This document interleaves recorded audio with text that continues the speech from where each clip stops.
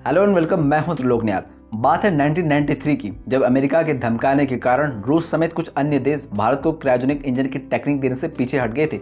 वे नहीं चाहते थे कि भारत क्रायोजेनिक इंजन की टेक्निक हासिल करके अरबों डॉलर के स्पेस साइंस फील्ड में कदम रखे। लेकिन भारत ने उन सभी की उम्मीदों पर पानी फेरते हुए कुछ सालों की मेहनत के बाद खुद का क्रायोजेनिक इंजन तैयार कर लिया है। तो आइए इस वीडियो में डिटेल से जानते हैं क्या है ये क्रायोजेनिक इंजन, इसका इस्तेमाल कहाँ होगा और भारत को इससे क्या बेनिफिट होंगे। 9 नवंबर 2022 को इसरो ने अपने सबसे ताकतवर CE-20 क्रायोजेनिक इंजन का सफल टेस्ट किया है। इसे देश में ही बनाया गया है और इस CE-20 क्रायोजेनिक इंजन को भारत के सबसे ताकतवर रॉकेट LVM-3 के लिए बनाया गया है।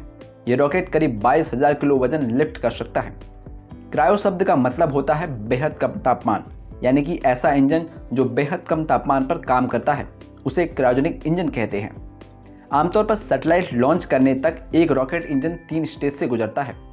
पहले स्टेज में इंजन में सॉलिड रॉकेट बूस्टर का इस्तेमाल होता है।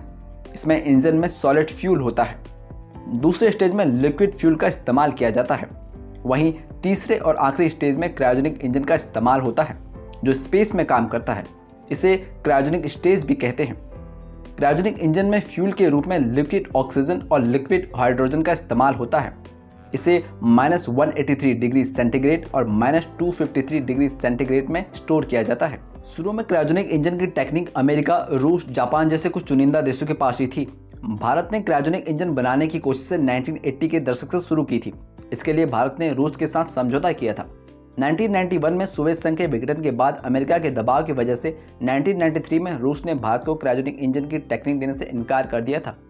अमेरिका का कहना था कि भारत क्रायोजेनिक इंजन का इस्तेमाल मिसाइल बनाने में करेगा। दरअसल अमेरिका समेत कुछ ताकतवर देश नहीं चाहते थे कि भारत क्रायोजेनिक इंजन की टेक्निक हासिल करके अरबों डॉलर के स्पेस साइंस फील्ड में कदम रख पाए। क्रायोजेनिक इंजन से ज़्यादा वजनी सैटेलाइट की लॉन्चिंग आसान हो जाती है। बड़े देशों के टेक्निक देने से मना करने के बाद भारत ने 1994 में क्रायोजेनिक इंजन बनाने का कार्यक्रम शुरू किया था। करीब 20 साल बाद 2014 में क्रायोजेनिक इंजन लगे रॉकेट की पहली सफल उड़ान के साथ ही भारत ये टेक्निक हासिल करने वाले दुनिया के टॉप 6 देशों में शामिल हो गया। भारत हमेशा से कहता रहा है कि वह क्रायोजेनिक इंजन टेक्निक का इस्तेमाल सैन्य क्षेत्र में नहीं करेगा। उसने इस बात को निभाते हुए अब तक इसका इस्तेमाल केवल स्पेस तक ही सीमित रखा है। इसरो द्वारा बनाए गए इस क्रायोजेनिक इंजन का इस्तेमाल भारत के सबसे ताकतवर रॉकेट LVM-3 में किया जाएगा।